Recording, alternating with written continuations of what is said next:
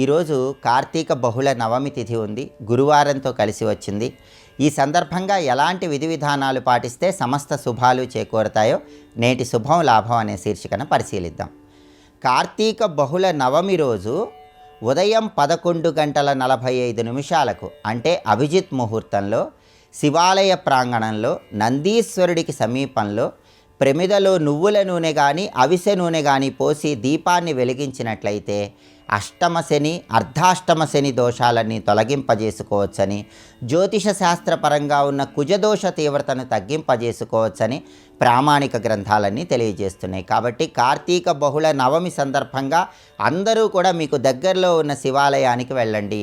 ఈరోజు ఉదయం 11:45 సమయంలో అంటే అభిజిత్ ముహూర్తం ఉన్న సమయంలో నువ్వుల నూనెతో కానీ అవిసె నూనెతో కానీ శివాలయంలో నందీశ్వరుడికి దగ్గరలో దీపాన్ని వెలిగించండి. కుజ దోషాలు, గోచార శనిగ్రహ దోషాలు వీటన్నిటి నుంచి సులభంగా బయటపడండి. శివాలయంలో ప్రదోషకాలంలో చేసే ప్రదక్షిణలు ఉత్తమ ఫలితాలను కలిగింపజేస్తాయి. అయితే కార్తీక బహుళ నవమి సందర్భంగా మధ్యాహ్నిక ప్రదక్షిణలు ఉత్తమ ఫలితాలను కలిగింపజేస్తాయని ధర్మశాస్త్ర గ్రంథాల్లో చెప్పారు. కాబట్టి ఈరోజు ఉదయం 11:45 దీపం వెలిగించిన తర్వాత శివాలయంలో ప్రదక్షిణలు చేయండి, సమస్త శుభాలు చేకూరతాయి.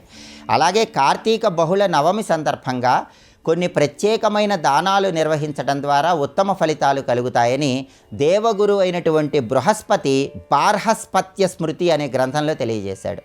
ఆ ప్రత్యేకమైనటువంటి దానాలలో మొట్టమొదటిది ఆకుకూరల దానం. తోటకూర, గోంగూర, బచ్చలి కూర ఇలాంటి ఆకుకూరలు ఈరోజు దానమిస్తే వంశాభివృద్ధి కలుగుతుంది. అలాగే కందను దక్షిణతో పాటు దేవాలయ ప్రాంగణంలో దానమిస్తే పిల్లలకు సద్బుద్ధి కలుగుతుంది, మీ సంతానానికి ఆరోగ్య సమస్యలు తొలగిపోతాయి.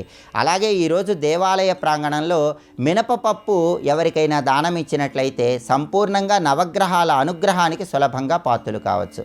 అలాగే ఈరోజు సూర్యాస్తమయం తర్వాత ముత్తైదువులకు ఒక ప్రత్యేకమైన దానం ఇస్తే సంతానంతో కలిసి ఉండేటటువంటి అవకాశం తల్లిదండ్రులకు జీవితం మొత్తం లభిస్తుందని కూడా ధర్మశాస్త్ర గ్రంథాలు తెలియజేస్తున్నాయి. ఆ ప్రత్యేకమైనటువంటి దానం ఏంటంటే ఈరోజు సూర్యాస్తమయం తర్వాత ఆవు పాలు, జీడిపప్పు, అరటి పండ్లు తాంబూలంలో ఉంచి ముత్తైదువులకు ఆ తాంబూల దానం ఇవ్వాలి. ఈ తాంబూల దానం విశేషమైన శుభ ఫలితాలను కలిగింపజేస్తుంది. అలాగే ఈరోజు చేసే గోప్రదక్షిణ విశేషమైన ధనలాభాన్ని కూడా కలిగింపజేస్తుందని ధర్మశాస్త్ర గ్రంథాల్లో చెప్పారు. కాబట్టి కార్తీక బహుళ నవమి సందర్భంగా గోప్రదక్షిణ చేసి విశేషమైన ధనలాభాన్ని సిద్ధింపజేసుకోండి. అలాగే ఈరోజు శ్రీ మహావిష్ణువు దశావతారాలను స్మరించుకోవటం ద్వారా, దశావతారాలు శ్రీ మహావిష్ణువు ధరించినటువంటి చిత్రపటాన్ని పూజా మందిరంలో ఉంచి పూజ చేయటం ద్వారా కార్తీక మాసం మొత్తం కూడా నక్తం ఉన్న విశేషమైన ఫలితం కలుగుతుందని కూడా ధర్మశాస్త్ర గ్రంథాలన్నీ తెలియజేస్తున్నాయి. కాబట్టి ఈ ప్రత్యేకమైన దానాలు ఇవ్వండి, ఈ విధి విధానాలు పాటించండి, సమస్త శుభాలను సిద్ధింపజేసుకోండి. అలాగే కార్తీక బహుళ నవమి గురువారంతో కలిసి వచ్చింది కాబట్టి రావి చెట్టు ఆకుకు సంబంధించిన ఒక సులభమైన విధి విధానం పాటించి మనోభీష్టాలన్నీ త్వరగా నెరవేర్చుకోండి. ఆ సులభమైన విధి విధానం ఏంటంటే ఈరోజు రావి చెట్టు ఆకు తీసుకొని ఆ రావి చెట్టు ఆకు మీద తడి పసుపు లేదా తడి గంధంతో ఓం అనే అక్షరం రాసి దాని క్రింద మీ మనోభీష్టం ఏదైనా ఉంటే ఆ మనోభీష్టాన్ని రాసి మనోభీష్టం కింద ఓం నమో భగవతే వాసుదేవాయ అనే మంత్రాన్ని కూడా తడి పసుపు లేదా తడి గంధంతో రావి ఆకు మీద రాసి ఆ ఆకును పూజా మందిరంలో ఉంచి పూజ చేసుకోండి. సాయంకాలం ఆ ఆకుని ఎక్కడైనా పారే నీళ్ళల్లో వదిలిపెట్టండి లేదా ఎవరూ తొక్కని చోట చెట్టు మొదట్లో వేయండి.